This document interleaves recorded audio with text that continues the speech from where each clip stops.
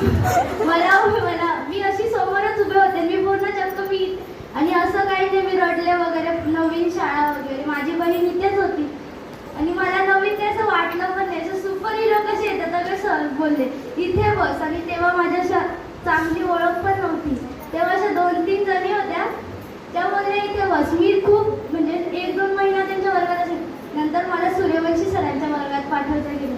मी म्हणले मी लहानपणीपासून मराठी मीडियमला होते, म्हणलं मला सेमी जमणारच नाही. तरी सरांनी पाठवलं. आम्ही सरांकडे 2दा-3दा गेलो. सर जमत नाहीये, नको आम्हाला वापस बोलून घ्या. मी आणि सायली 2घी जणी होतो. नाही म्हणे सर म्हणे जमेल तुम्हाला, असं पहिल्यांदा वाटलं.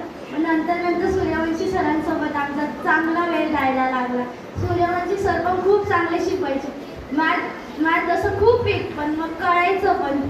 मला इतकं मॅथ कळलं नाही पण ते शिकवायचं तेव्हा भारी वाटायचं, तेव्हा पुरतं कळायचं, नंतर विसरून जायचं. आणि सगळ्यात जास्त इंटरेस्ट घेतला तर फक्त सायन्समध्ये, कारण की सायन्स स्टोरीज सारखी वाटायची मला. असं कोणी सायन्सला बोर घेतं